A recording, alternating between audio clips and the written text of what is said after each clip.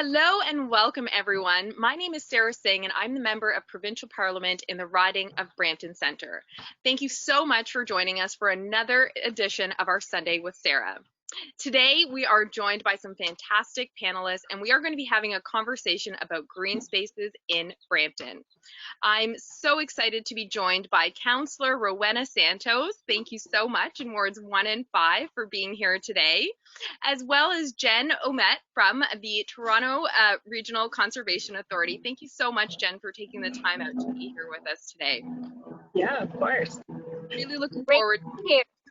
Thank you, Ro, and thank you, Jen, for being here. It's really great to have you both, and I know, we're going to have a very vibrant conversation about green spaces in our communities. We're all nature advocates, and so I'm really looking forward to this, and just a lot of gratitude and gratefulness for each of you for taking the time out on your Sunday afternoon to join us for this important Sunday with Sarah. So thank you so much. What I'll do is introduce each of these panelists. So they have impressive resumes. So just give me a second. I'm going to read those bios because they're pretty lengthy. But maybe I'll start with you, Jennifer. Jen works in the Education and Training Division at Toronto Regional Conservation Authority. And as part of the community learning team, she delivers events across the Peel region, providing meaningful opportunities that educate and engage the local community. Jen holds a Bachelor of Science from the University of Western Ontario and a master's degree in environmental science from the University of Toronto. Jen also has over 4 years of experience working in the garden center and is an avid gardener in her spare time. So thank you so much, Jen, for joining us. Really appreciate it. Thank you. Looking forward to some of the tips you're going to share with us later too. Wonderful. And also, Councillor Rowena Santos. Rowena is a Peel Regional Councillor for wards 1 and 5, and she is a proud Bramptonian, inspired by her community.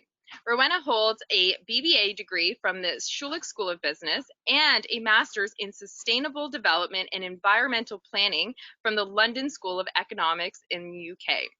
She believes in a healthy living and active lifestyle. Rowena is an avid outdoor person who regularly runs and bikes the Etobicoke Creek Trail and works out at our local YMCA gym. As I also remember, you are also a board member of the Toronto Regional Conservation Authority. So thank you, Rowena, for joining us today as well. Thank you. It's going to be so fun today. It is. I'm really looking forward to this conversation. And just before we get started, I just want to start with a bit of a land acknowledgement.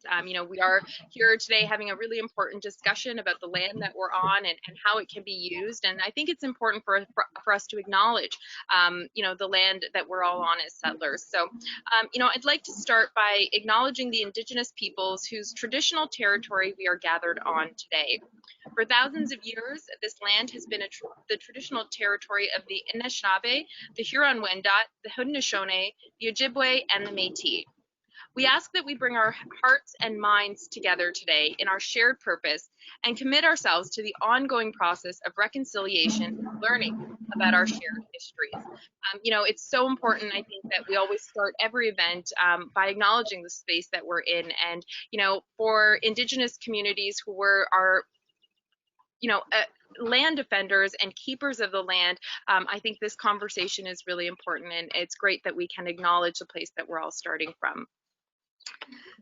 So let's get into it. So today's conversation is all about green spaces in Brampton. Having been born and raised here, growing up here, some of my fondest memories are, playing in our parks, whether it's Chinguacousy Park or El Dorado Park, or riding down, the Etobicoke Creek Trail on my bike. These are my memories of Brampton, and it's something that I know I personally cherish quite a lot. And I think it's a part of who we are as a community. The original Flower City, as we used to be called. I think it's a part of our fabric here in the city. But for a lot of people, our community has changed, and some of those green spaces are maybe not so prevalent as they used to be. But maybe let's talk a little bit about why these green spaces are so important in our community in the first place. Maybe I'll throw it over to you, Councillor Santos. You know, with this new term of council, I totally agree with you. I taught my son how to ride his bike on the Etobicoke Creek Trail. We ride and I run that trail every single day, all the way up to Caledon and back. And as a city councillor, I know based on some of the quality of life surveys that we've done municipally that our residents, one of the most beautiful things they appreciate about Brampton are our green spaces. And while we are a suburban city, that doesn't mean we don't have green spaces. Not many people actually know us outside of Brampton for our green spaces. And I think that part of particularly this council, and personally for me, one of the most important things for us as a suburban community now trying to transform into something that's more urban is protecting our green spaces and also making sure we deal with the climate emergency that we declared on council. And so a number of different things that we are doing, whether that's active transportation and bike lanes and encouraging more green spaces and focusing more on infill development and more density development versus development focused on, you know, taking away green spaces. On this particular term of council, we've been far more progressive on that side of things, from taking care of the environment, our mental health, and our physical well-being. You know, we also declared a healthcare emergency here in the city of Brampton. And so a lot of those things come hand in hand. And when you talk to younger generations here in the city of Brampton, our youth, even my son, is acutely aware of the climate change issue that we face. And suburban communities like Brampton, because we are one that is traditionally known for suburban sprawl and a car-driven culture, green spaces and protecting them play a very important role in that.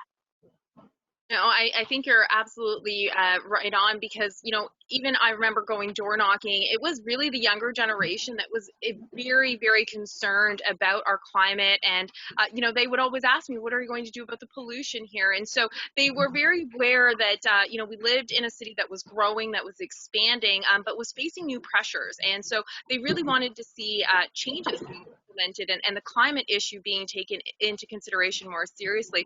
But I have to agree with you, Ro. I think that, you know, Rowena, this council has actually really demonstrated a lot of leadership in terms of promoting active transportation, our parks and recreation within the city. And I hope that those are conversations we can continue to have. And I know that the provincial government also plays a role in protecting these green spaces and ensuring that municipalities have the tools that they need in order to create the type of development that they want to see. Maybe we can talk a little bit about that too. And Jennifer, please feel free to chime in. You know, as we're kind of growing and we see this urban sprawl and expansion throughout the city, one of the big concerns that I hear is about hyper development that's taking place and losing parts of, you know, what were very fertile farmlands here in the city. And when that development occurs, there isn't maybe necessarily a sense of community being built into those, you know, new urban developments. Maybe let's chat a little bit about why that space is so important, you know, within the suburban setting, to have these little enclaves of green spaces. What does this mean to our communities? I mean, definitely the environmental impacts are massive when you have these small parcels of green space, even if they are, you know, fragmented, small little patches. The impacts they have on things like stormwater and climate change are, you know, worth their money over and over again. Not to mention all of the eco-health research that's come out just in terms of overall well-being. There's so many studies now of just being outside and breathing fresh air is so good for both physical, mental health. So it's really important to have these spaces for people to be able to go. I know for me as well, I live in the city of Toronto. A lot of people in my neighborhood don't have air conditioning, so parks are really the place to go where you just have a moment to, you know, escape the heat or, you know, spend time with friends and things like that. So I definitely see them as being, you know, really an important part of the community. Thanks for sharing, Jen. And I think, that's one of the things we hear quite a lot is just having, a bit of a green space to go into, the impacts that has to someone's health and well-being, to just go into nature, to ground yourself, but even just maybe, go for a bike ride through a trail. People, I know people in Brampton really do value having these parks and, trails in our community. And I think, when those spaces are threatened, we do see, community become very concerned about what they are able to access. I know that, one of the other challenges has been access to green spaces for people, especially during the pandemic. Obviously, access to parks and recreational trails were limited. We're finally sort of getting back to reopening many of those spaces, but that meant that people couldn't actually leave their homes to go out and enjoy those spaces. So I know that the city of Brampton started a backyard gardening challenge. Councillor Santos, do you want to maybe tell us a little bit more about why that's such an important initiative in our city? So it's somewhat tied to food security as well, in addition to, encouraging people to connect more with nature and be their own gardeners in their backyard. Originally, we would be having community gardens where people would have their own plot and be tending to their community garden. But because of COVID-19, we obviously had to limit physical distancing or have physical distancing and limit public gatherings. So we decided, or Councillor Willens specifically, because he's an avid gardener, wanted to introduce this program. And then within one day of announcing the program, we had like thousands of emails, and we had reached capacity at 13,000 requests for delivering soil and plants to people's backyards. And I think till this day, we're still in the process of making some of those deliveries. It's been a huge success. And in addition to people participating in their own garden in their backyard, we encouraged them to donate some of the produce that they were tending to over to our food banks through the Social Support Task Force, Regeneration, and Knights Table. And certainly a lot of that food has been captured. So it's like a closed circle, really grassroots community initiative that was quite successful during this time. Oh, thanks for sharing that. I even started my own garden. I'm not going to show you because it's embarrassing. Start one in a tiny little box.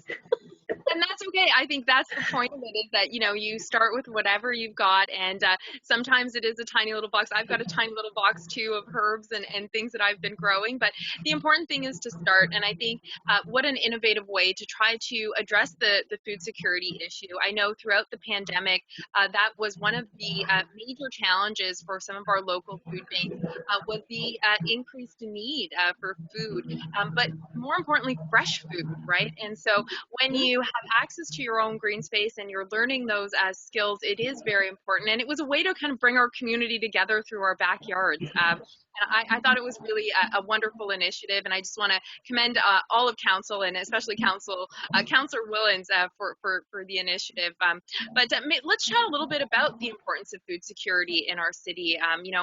As we've just navigated the pandemic, as I said, we knew that issue was a prevalent one here in the community. What kind of needs are we seeing, Councillor Santos, in our community around food security at the moment? Yeah, there is still a significant need. Even as we move into phase 2 and phase 3, we are still seeing some requests come in through the city and also transitioning over to our anchor organization. And one of our fears is that we have indeed all together as a community to support each other during this time, whether that's food distribution or mental health support or helping our homeless transition into housing. But our fear is that when the emergency is over, what happens then? It's not as if people are suddenly not going to rely on these services anymore, not going to rely on fresh food from our community garden program. A lot of these things still need to happen. And so while we transition into these other phases, we need to make sure that those programs still occur and we continue on with those best practices, 100%. The food security in Brampton and need has been incredible during this time. And speaking to Knights Table Regeneration, they also share the same fear. They're still going to need that support in order to support the community.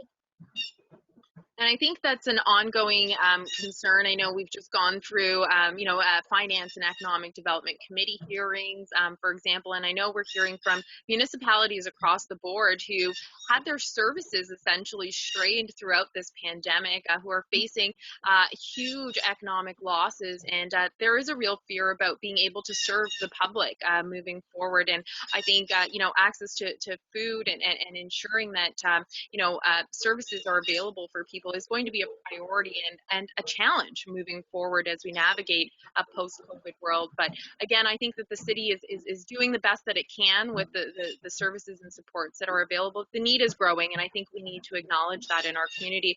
And more vulnerable populations are also, I think, coming forward, and the need to make sure that they're properly serviced is also being highlighted. I think one of the things we've learned through this pandemic is that there's many systems that are broken in our communities. Yeah. And I think one of the sort of silver linings out of all of this is that I hope we can envision a new normal, and that we can ensure that those systems are properly resourced and serviced, so that no one is left behind in our communities. We saw the impacts to many vulnerable populations, homeless populations, for example. But one population that I know has really been hit hard by COVID is our seniors. And I know many of them have been trying to navigate the isolation and separation from their loved ones. And maybe we can chat a little bit about how gardening or green spaces can help with some of that social isolation, and why it's important that we reach out to people in our community that we know are vulnerable and perhaps provide alternative pathways for engagement. Maybe Jen, I'll throw it over to you. For sure, yeah. I mean, I think we've often found just anytime we've done any sort of gardening programs with seniors, it can be really empowering for them to be able to take on this task and grow their own food or connect with other people in their building and whatnot. So that aspect alone is always really impactful on their daily lives, and then just having places to congregate too, and work together at weeding and things like that can be a huge thing as well. We often find with neighborhoods that are often different minorities as well, it's an opportunity for them to grow vegetables that maybe they wouldn't be able to find in their grocery store. So it's kind of a sense of pride of here's this item that you can't buy here or something, but this is part of our culture, this is part of our food. So it's always really great to see those kind of stories coming out from different community gardens as well. And then just having just that chance for and just any chance for physical activity too is always ideal for them too. So when I was running on the Etobicoke Trail this morning, I saw a group of seniors on the Etobicoke Creek Trail picking wild raspberries. Oh, love it! There were wild raspberries along the trail. So there are different things like that, I think, that exist in the city of Brampton that seem so small, but are so in terms of our well-being and physical activity and just our overall emotional well-being. It's just lovely, right? No, it's really great to see. I think, Jen, you mentioned the cultural component, right? And having access to culturally appropriate food is so important. And the ability to just, even grow, something that you may not be able to normally have access to in your own backyard and share that with others is such a wonderful experience. And, Rowena, to your point, seeing seniors, along the trails, enjoying our parks, it's such a beautiful thing, and oftentimes I think, we think of active transportation. We often think of younger folks on their bicycles, but I have to say in Brampton, our seniors are probably leading the way in active transportation and have been for some time. And I think, all of these different activities are so important to their overall health, well-being, and making sure that they're a part of the social fabric fabric of our city. And so I hope that we can continue to find ways. I know that council has been looking very actively at ways to support our seniors, whether that's free, transit options, or other additional programs provided through the Parks and Recreation Department. I know that there is support, but the pandemic has really sort of put all that on pause for a lot of people. And so I hope that for many that their gardens or their balconies served as a bit of a place of refuge in order to reconnect and kind of share their own creations. So I think, for us, having these types of opportunities to connect through nature is so important. I know that in downtown Brampton, for example, there are several development projects that are underway. Maybe Councillor Santos, you can chat with us a little bit about the importance of, the Riverwalk project. And Jen, feel free to chime in on that as well, because I think when we talk about the development, but also look at that, addressing climate change and climate mitigation, these types of infrastructure projects are so critical to our communities to create those types of spaces where we can connect. I would love to hear more about the project. I'm sure our viewers would as well. And where are we in the process with the project? Yeah, absolutely. Jen, if you want to get started from your perspective, I'm happy to complement everything else that you would add to it. Sure. I'm very new to the project. I just sat in on a meeting with the City of Brampton folks today, but they have an amazing concept of just a whole integrated park system that connects all the way down kind of Etobicoke Creek. Each park, they've also really put a lot of thought into the use of the park, which I really like. So not just, taking a park from an existing community and throwing in whatever they want to put in. It's actually taking the time of surveying what people are using it for, what things need fixing, what things, are good just the way they are. So it was really interesting to see just how each little pocket of this huge system is going to support some of the community around it. It's really interesting. And the Riverwalk project is so pivotal for the city of Brampton, especially with respect to when we were talking about density and intensification versus greenfield development. The province has set some goals for the region of Peel to grow in terms of population. And if we want to preserve some of the, very few pieces of green field that we have left that are not developed, we will have to look at intensification and infill development, which quite frankly does exist in the downtown core. But the downtown core is a flood zone right now because of the flood mitigation issue that we have regarding Etobicoke Creek specifically. And so what was supposed to be a flood mitigation infrastructure project to prevent further future flooding in the downtown core ended up being a huge, beautiful project that engages the community, that brings the community back to nature, and then creates around the creek a river walk, something that's beautiful. The city of Brampton doesn't have a lakeshore. We don't have a waterfront. And so this river walk project really is the next best thing, where we will have hopefully some green space amphitheaters and places to dine and more development that is that brings people closer to the water. And when that happens, not only are we dealing with the flood mitigation issue, we are also unlocking the potential of development in the downtown core, which would then be more appropriate and legally more appropriate to build up in terms of residential. So the Riverwalk project is so important for the city of Brampton. Oh, thank you both for sharing that. And I think, a project like that really highlights how we can be innovative around what we know are, floodplains in the city, but also create spaces out of that where community can gather.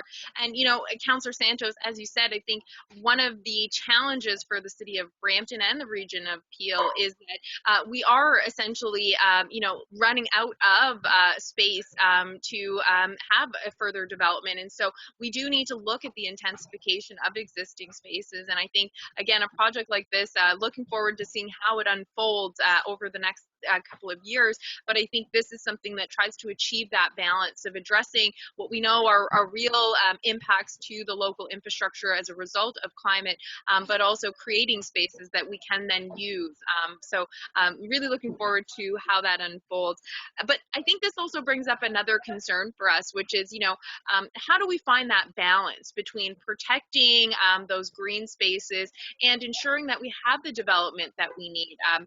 It's no surprise to anyone. We have a, for example, housing supply shortage in the province. And so in order to help, address that concern, there's going to need to be an increase in supply. But again, we don't want to do that at the cost of our green spaces or the green belt. Unfortunately, what we've seen from this provincial government, a conservative provincial government, has been legislation that may make it easier to plow through parts of our green belt in the name of development. And that raises a lot of concerns for, many different stakeholders. And I know even talking to a lot of young people, again, the type of community that they want to see may not be possible with the types of legislative changes that have taken place over the last year. And so, speaking of Bill 108, More Choice, More Homes Act, meant to sort of expedite the process of housing supply, but maybe actually doing the opposite, which is allowing developers to have access to our green belts in the name of that development.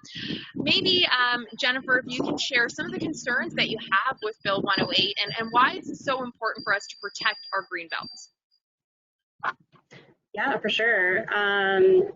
So, I think we are working with such little green space in some of our urban areas as it is. I think any sort of legislative changes that could potentially impact that are obviously not something that we want at all. Also, just in terms of, development as well, I think it's nice to see when folks are able to kind of integrate some of that green design. So I think sometimes when you get some of the bigger developers in, they just kind of want to increase the amount of, units they have in a building versus actually providing, ample balcony space or rooftop gardens and things like that. So I think it's important to just really make sure that we're reinforcing some of the community needs. And obviously there's potential for this bill to impact that. No, thank you so much for sharing. I think not only is there the potential to impact the type of development we want to see, I know that it's actually taking tools away from local municipalities, which, has made it harder, for example, development charges being deferred. Maybe Councillor Santos, can you share from your perspective some of the concerns that you have with this type of legislation? Yeah, certainly from the city's perspective as well as from the regional perspective, we at both of those council tables have advocated and have sent letters, strong letters to the province expressing our concerns with respect to sustainable development and the environmental issues that are related to Bill 108, including protecting our green spaces. With respect to development charges, quite frankly, we're still unsure. I remember at the last council meeting, I was asking about, where active transportation would fall under for development charges or community benefits, and we were still unclear. Many of us are left still in the dark as to what these new changes mean and what the financial implications are for us municipally. Does it mean that, what that means for development of community centers, libraries, our trails in our parks as we continue to grow even more? So there are certainly a lot of concerns at the municipal level. We have very limited options for revenue to deliver on all of the needs here municipally, and expectations from residents. They don't really care if it's municipal, provincial, or federal government that is in charge of what their daily needs are, whether that is the traffic and congestion or riding safely along a shared road or pedestrians who are being struck because there are too many cars, or their park being taken away or the greenfield being taken away because there's new development coming forward. They normally, the first people they call are their local councillors. And so we hear it all the time. And as much as we want to protect these green spaces, as much as we want to do something about it, our hands are so tied to what the provincial government is going to do with Bill 108 and the implications of development. Oh, thank you so much for sharing that. I think, we heard from municipalities across the province, frankly, with respect to this legislation, and many raised concerns about the tools that were being taken away at a local level, to control what type of development was happening as well. And when you look at, again, going back to, we're navigating a post-pandemic recovery. We're already looking at municipalities who are facing severe economic losses, to now have additional potential revenue be diverted away from the city for critical infrastructure, social infrastructure, frankly, libraries, parks, whatever it may be, is only going to, I think, further sort of limit the type of community we want to see, where what we're hearing from people is we want more of those spaces, not less of them. And I think that we're going to see more of that from out of the pandemic as well, where people are going to want these types of investments in our communities because they understand the importance of these spaces more, I think, now than ever. So thank you both for sharing a bit of your perspective on Bill 108 and the implications that it's going to have in our community. Well, I want to take us over to, a fun part of this discussion today, which is something a little bit different. So this is our first sort of interactive workshop that we're facilitating on a Sunday with Sarah. And we've been chatting about all of the green spaces and the importance of them. But, it's important to acknowledge, while we have so many parks and beautiful places here in the city of Brampton, not everyone has access to it. So today we wanted to make sure that we made gardening accessible for everyone. So we're going to pass it over to Jen, who's going to help lead a fun gardening exercise for us. And so I hope that while you're watching this, you get inspired to plant something of your own. Do send us your pics at our office. I'll give you some hashtags towards the end of this. But Jen, I'm going to throw it over to you so that we can get the conversation started. Perfect. All right, so I'll talk a little bit about just some of the things that you need to know to get started, and then maybe we'll walk through the actual potting exercise. So I'm out here on my balcony. I'm on a low rise, obviously. You can see all the trees and whatnot behind me. But it's so important to really make use of any sort of outdoor space that you can really, grab onto. I have a lot of City of Toronto stats just because I live in City of Toronto, but I think around 1 in 5 people live in some sort of condo or high rise. So when you really put together that collective acreage of space available out there, it's pretty substantial. Growing on balconies can do so many awesome benefits. They can help actually reduce the amount of heat absorbed by your building. So you're going to reduce your heating costs or heating and cooling costs depending on the season. Obviously there's the food security aspect, as well as just kind of creating pollinator habitat. So even if you think, I live way up on the 15th floor, a bumblebee's never going to come visit my flowers, they'll find you. I've been up on the 20th floor of a building before, and I've seen butterflies and bees just kind of stopping by on their migration route. So even if you think, I'm not really providing some sort of impact, it really does help. And I think the more people that kind of jump onto it, the bigger that network of, gardening space is going to be available for things like our pollinators. So I'll go over maybe just a couple things you have to keep in mind when you are planting in containers. It's the same but different than planting in the ground. Like, there's some similarities, obviously, but then there's also some differences. Got your nice big container out. So obviously in a container, you're not going to have a lot of the natural kind of processes that you would in the ground. You're not going to have those, fungi and microorganisms breaking down your soil and things like that. You also have a little bit less root space too. Obviously the roots can really make their way all the way down. Certain specialty native plants can have roots upwards of 3 meters long. So, they definitely need a lot of space. So picking the right plant is going to be key when it comes to planting kind of in containers. So generally kind of what I say is if you are planting things like herbs or smaller vegetables, annuals that are just going to kind of die back at the end of the season, that's what you can use some of your smaller pots. So you notice I have my pepper in a pretty tiny little pot, just because it completes its life cycle in 1 year. So it's all good. Whereas something like my perennials behind me in this great big pot, it's a pretty big 20-inch, 24-inch pot. That's what we're going to want to put in things like perennials or native wildflowers, just so they have all of that extra root space to really grow out. Increasing the size of the pot is also going to increase your chances of it coming back next summer too. So if you have some plants that you want to try and come back for next year, go for a bigger pot, and that will just reduce the amount of kind of freeze-thaw cycles that pot will go through, and it can just damage the roots and stuff. So bigger the pot, more likely things are going to come back. There's a couple kind of key things to look for when you are picking a pot, because I know you've probably been to the garden center and there's like 1,000 options. It can be kind of overwhelming and intimidating. The key thing to look out for is drainage. So this pot has this handy little like drip tray on the bottom so that it can catch all of the water that's coming out. But if you don't have one of those, just even one of these basic little plastic trays, it's really dirty and gross because it's been under my plants, are going to be key, just so you're not flooding out your neighbors down below if you're trying to water everything. Some pots, for some reason, still don't come with any sort of drainage hole in them. So typically what I would suggest is to just take a screwdriver or an X-Acto knife or something, just to actually get some of that drainage. And actually your pot, Rowena, is one of those self-watering systems, so it has a little reservoir on the bottom, which is really cool, and it traps all the water down there. Yeah. I didn't know what it was.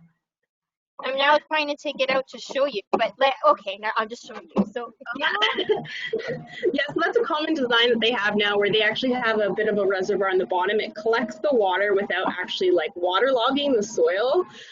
Because typically when you get really waterlogged soil, it can actually kill the plant. So anything that you can do to increase drainage is definitely key. I see they've got your big bag of Miracle-Gro back there too, which is great. Any sort of potting soil will work. Key is that you are choosing a potting soil versus just a regular garden variety soil like a triple mix or a topsoil. The reason for that is just because it's too heavy. So in a pot, it starts to get really compacted, and over time, basically all of those little air pockets will just squish away. So you want that nice, light, fluffy potting soil. Is it true that potting soil attracts weeds? Is that true? Attracts weeds. You told me that. I mean, I wouldn't say that it attracts them. I mean, it might be a sense of, since it is so light and fluffy, it's easy for like wind-blown seeds to get in there and get established, where if you had like a harder soil, they'd probably just kind of sit on the surface and not necessarily be able to work their way in. This huge bag of potting soil for this pot? Obviously wasn't calculating my brain properly, but I'm wondering if I could use this potting soil in like a regular garden. Or if I have a balcony garden and I bought too much potting soil, can I give it to my parents for them to use their garden in their backyard?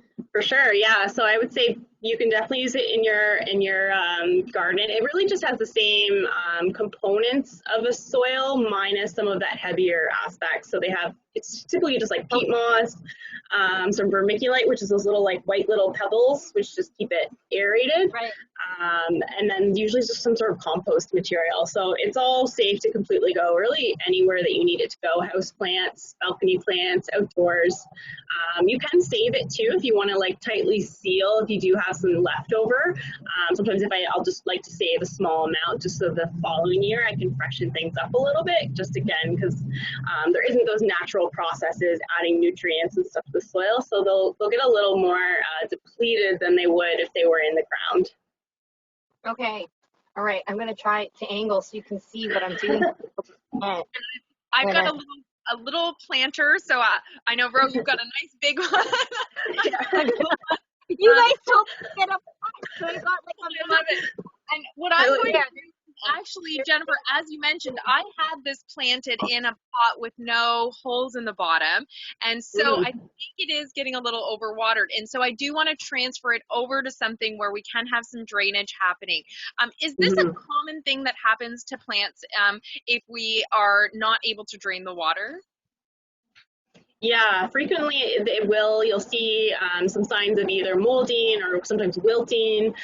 I know some people will say that you can just do things like put a couple of rocks in the bottom or a layer of sand, but you know, it does help improve the drainage, but the water still has nowhere to go. So especially if you're outside and there's a heavy downpour, that poor pot is just going to be soaking wet for probably 2 weeks just from all of that water.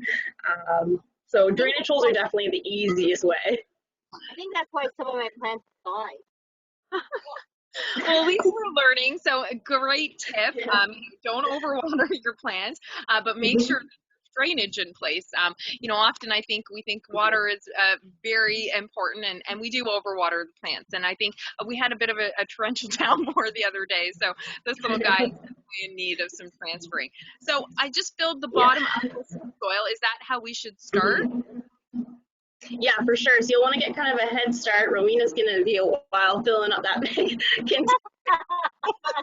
We'll see you at the end of the video now. Well, yeah, we'll see you next week on that one, Rob. Oh, that's good.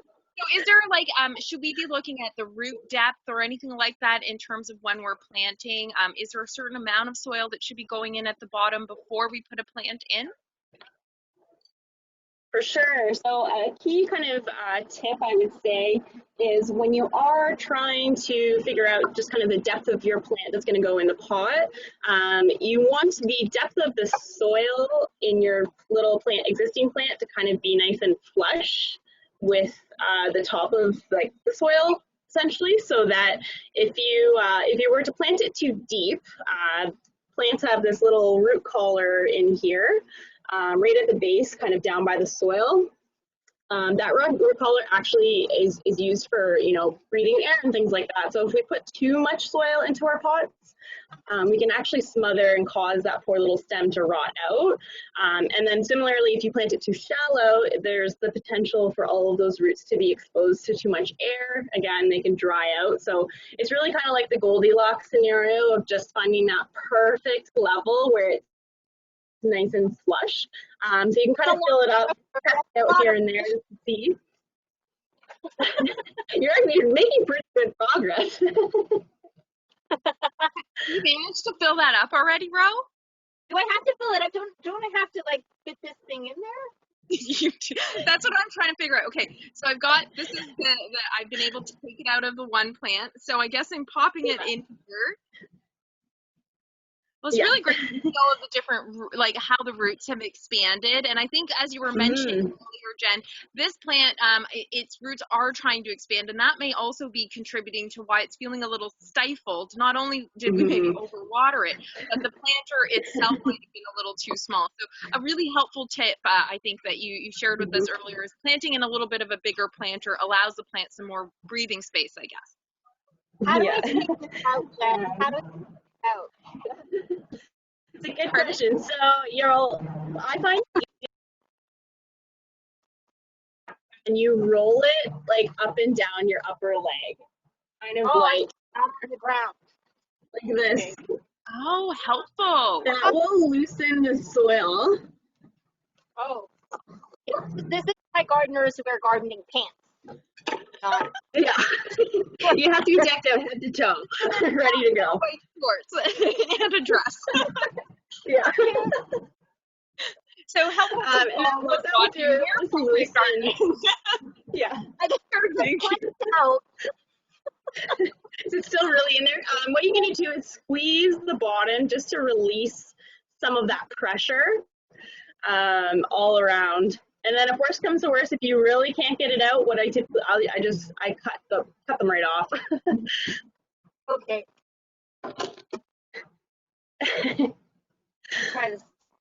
Oh yeah, we got it. There you go. Nice. Perfect. I'd say both of your plants didn't. Yeah. So nice. Cool. Bumblebees will love you. This is called catmint. catmint? Catnip. Purple is a very nonpartisan color. It is. I tried to be nonpartisan with some yellow. Yeah. Couldn't get any orange flowers today. Orange pots. They sold out. Everyone, the orange pots are popular. Next year. So on this note, so I've added the flower back into the pot, and so there's clearly some space around here. I'm just trying to angle it so folks will be able to see.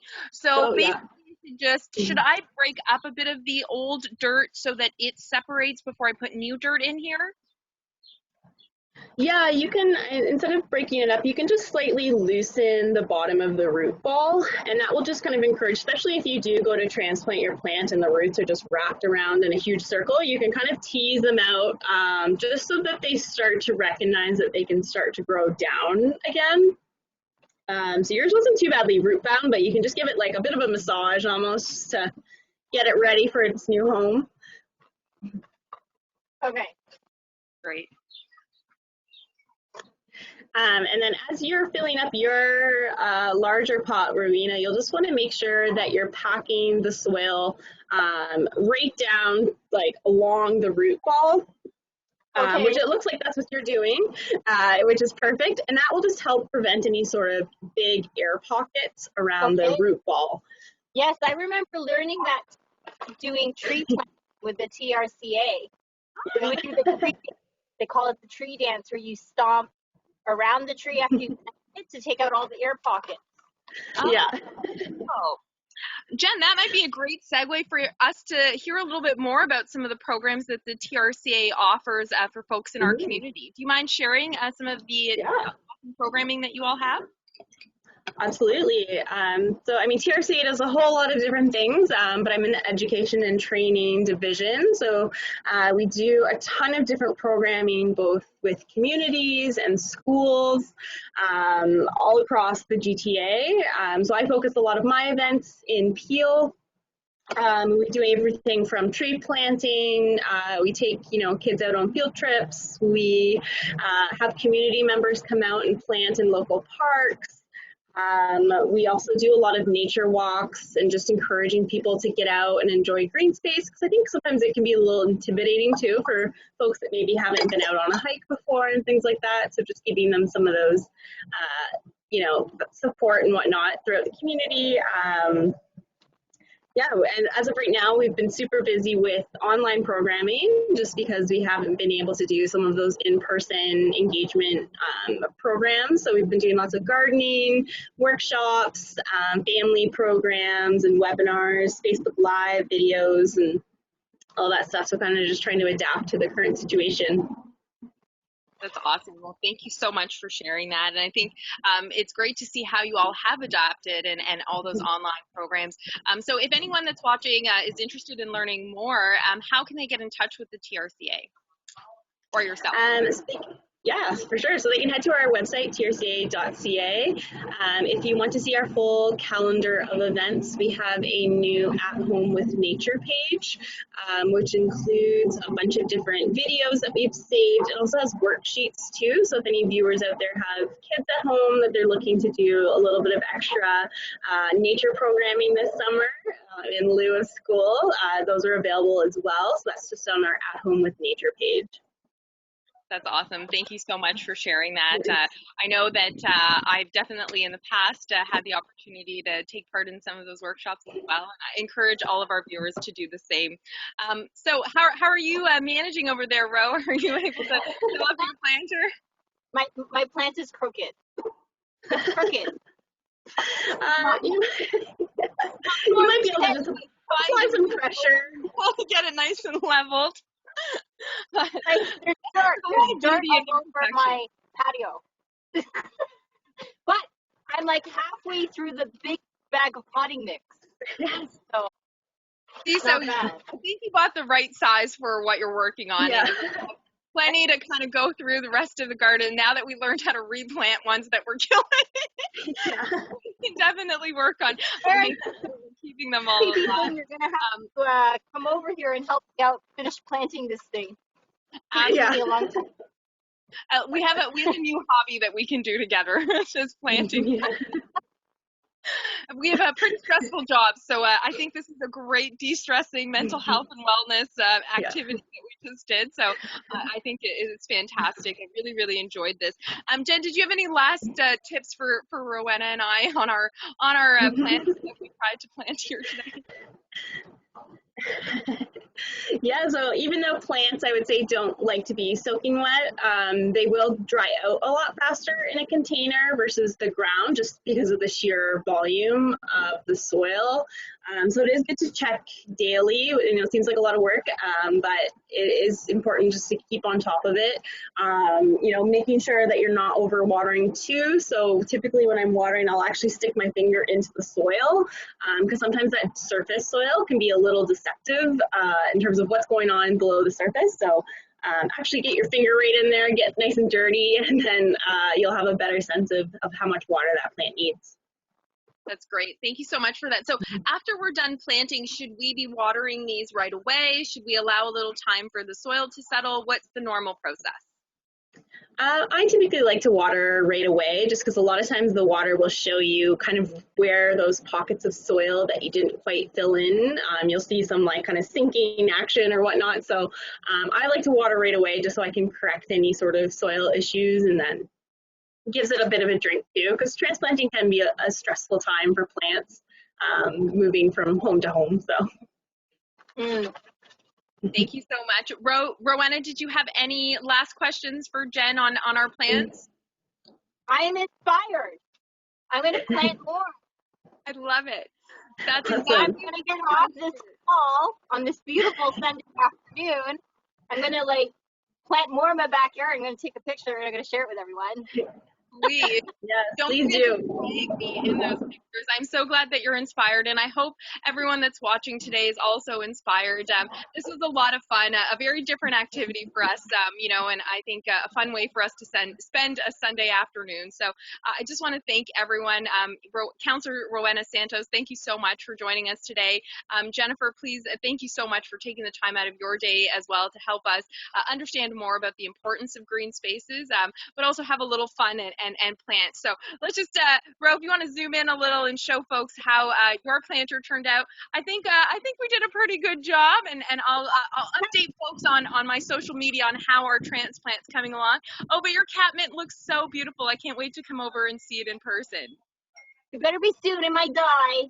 Well, now we can always call Jen and ask her for some help when we need it. But this was great. Thank you again, everyone. To our viewers at home, you know, this was one of our Sundays with Sarah, and we're hoping to do more of these in the future. If you have any questions or concerns, don't hesitate to get in touch with my office. We're available and open to assist the community. Again, to our panelists, just so much gratitude to both of you for taking time on your Sunday to join us for a fun installment of a Sunday with Sarah, a very important conversation as we navigate a post-COVID world, but also think about what the future can look like in our communities. And I think we can't have a future without protecting the green spaces and the planet that we all call home. And so I hope that folks enjoyed our conversation today. If there's something you'd like to share, questions or concerns, don't hesitate to get in touch. We hope we've inspired you to do some gardening of your own, whether that's on a balcony, whether that's in your kitchen, or whether that's a huge backyard garden.